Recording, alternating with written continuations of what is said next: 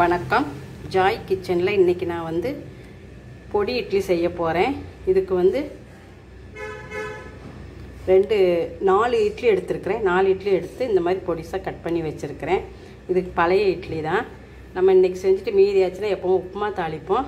நம்ம இந்த மாதிரி ஒரு நேரத்துக்கு பொடி இட்லியும் கூட பண்ணிக்கலாம். இந்த மாதிரி சின்ன சின்ன பீஸாக கட் பண்ணி வச்சுருக்கேன். இப்போ தாளிச்சிக்கலாம். இப்போ கடாயில் நல்லெண்ணெய் ஊற்றிக்கலாம். நல்லெண்ணெய் தான் இந்த இட்லிக்கு நல்லாயிருக்கும். உங்கள்கிட்ட நல்லெண்ணெய் இல்லைன்னா தேங்காய் கூட ஊற்றிக்கலாம். அப்படி இல்லைன்னா நார்மல் ஆயில் கூட ஊற்றிக்கலாம். இப்போ ஆயில் நல்லா ஹீட் ஆகிடுச்சு. கொஞ்சமாக கடுகு, கொஞ்சம் உளுந்தம்பருப்பு.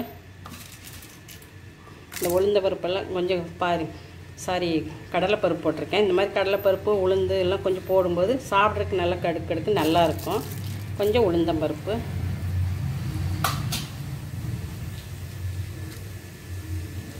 ரெண்டு காஞ்ச மிளகாய் கட் பண்ணி வச்சுருக்கேன், அதையும் போட்டுக்கலாம்.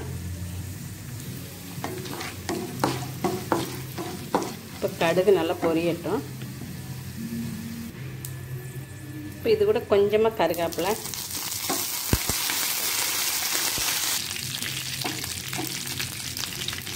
ஒரு 4 பல்லு பூண்டு 1-2 தட்டி வச்சுருக்கேன், அதையும் போட்டுக்கலாம்.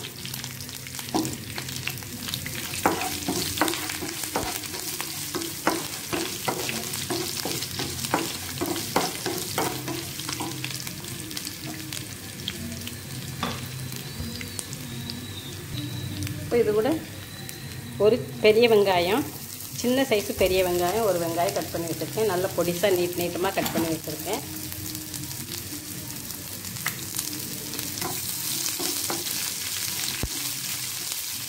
கொஞ்சமாக உப்பு போட்டுக்கலாம். இந்த வெங்காயத்துக்கு நம்ம ஏற்கனவே இட்லிலேயும் உப்பு இருக்கும், பொடியிலையும் உப்பு இருக்கும். அதனால் இந்த வெங்காயத்துக்கு அளவாக உப்பு போட்டுக்கலாம். இப்போ வெங்காயம் வதங்கிடுச்சு. ரொம்ப வதக்கணும் இல்லை, சாப்பிடும்போது கொஞ்சம் நறுக்கு இருந்தால் தான் நல்லாயிருக்கும் அந்த இட்லியோட. இதில் கொஞ்சமாக மிளகாத்தூள்,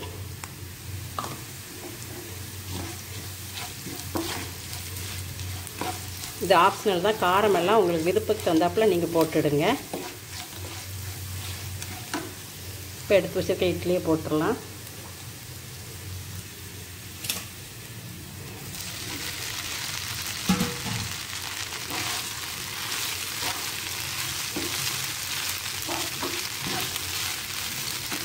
இப்போ இது கூட 2 டேபிள் ஸ்பூன் இட்லி பொடி வச்சுருக்கிறேன். இது வீட்டில் அரைச்ச பொடி தான். இந்த பொடி இட்லி பொடி என்னோடய வீடியோவில் போட்டிருக்கேன், பாருங்கள்.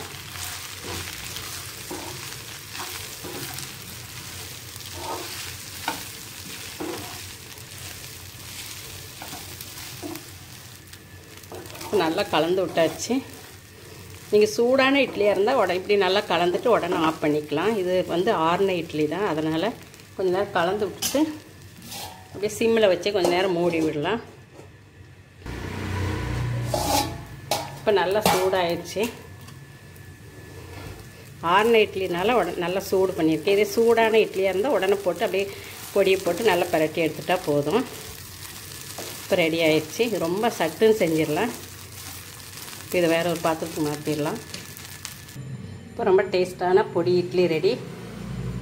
இது வந்து சூடாக செஞ்சு உடனே சாப்பிடுங்க. இந்த மழை நேரத்தில் சூடாக சாப்பிடுங்க, சுடு தண்ணி குடிங்க. இந்த காஞ்ச மிளகாயோடு வச்சு நல்லா காரம் சாப்பிட்றவங்களா இருந்தால் இப்படி ஒரு 2 பொடி இட்லி 2 துண்டு எடுத்து வச்சுட்டு இந்த ஒரு காஞ்ச மிளகாயோடு சாப்பிடுங்க. அவ்வளோ டேஸ்ட்டாக இருக்கும். இப்போ ரொம்ப டேஸ்ட்டான பொடி இட்லி ரெடி. இதுபோல் நீங்களும் உங்கள் வீட்டில் செஞ்சு பாருங்கள். இந்த வீடியோ பிடிச்சிருந்துன்னா லைக் பண்ணுங்கள், ஷேர் பண்ணுங்கள். இது வரைக்கும் சப்ஸ்கிரைப் பண்ணுங்கள். கூடவே பக்கத்தில் இருக்கிற பெல் பட்டனை கிளிக் பண்ணுங்கள். நன்றி, வணக்கம்.